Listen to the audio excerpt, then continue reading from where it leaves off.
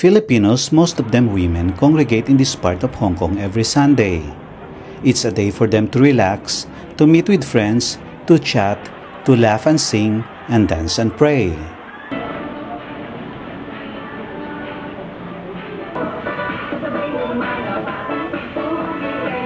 Thousands of Filipinos, most of them from poor provinces back home, work in Hong Kong.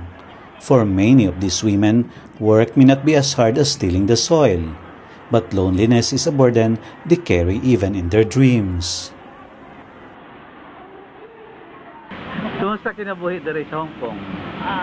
Okay ra, in terms of financial, may medyo arang-arang gamay, pero mingaw gyapon.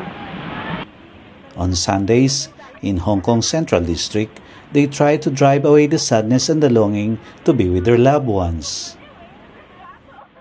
Kami na may DH, as in Monday to Friday, 24 hours, 24/7, nanguskos, inodoro, manilhig, magbantay bata, magluto. As in muchacha. Sa weekend mo ni magdiwa may dirig Domingo, magtapok-tapok may magluto-luto, na sponsor og luto, na sudan, na cook, mag-sharing, mag-counseling gamay, tambag-tambag sa mga problema, at least ma-express ang mga kamingaw, mga problema sa amo. Kay dili man puntanan nga naswerte po dire sa amo na amo nga salbahit, ay amo talaga buutan. So may mga common nga problema, homesickness or common na kuan, homesick. And then mo jud ay pinaka-kuan kay kinahanglan mo jud na mo ma-overcome tong homesick kay dili kay nay uban malain ang utok, especially homesick iming of pamilya unya napay amo nga magtratuhon ka syempre magpunog na tanan ng kaguol nga gibati, so uban na mulukso na or something like that na nay mahitabo nga. Paano yun sa manyo pag-cope? Kuan, makup up na mo ang among homesick, among mga problema. Kaning two gatherings, tapok-tapok, lingaw-lingaw, katawa. At least one day sa kasiman na mawana mo ang among mga murag stress bitaw nga sa among trabaho.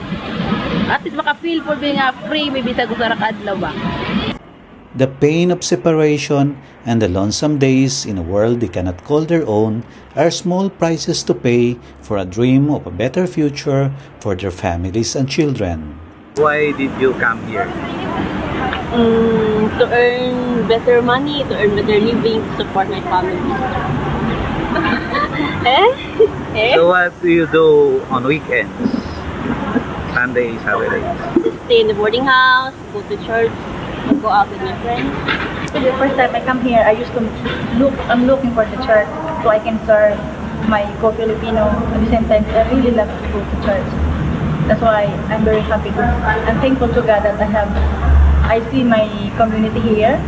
Away from home, you must look for the other things to do to make you busy and make it sure you're happy with what you're doing. Then I'm very happy to serve here. Their faith helps them alleviate the burden they carry.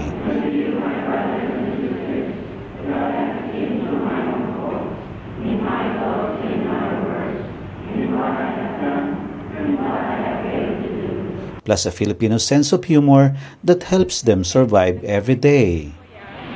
Kumusta man kinabuhi? Okay lang, madada paghapon. Ano na rin makadiri? Wala man ko'y kapaingnan lain. This is Joe Torres reporting for UCAnews.com in Hong Kong.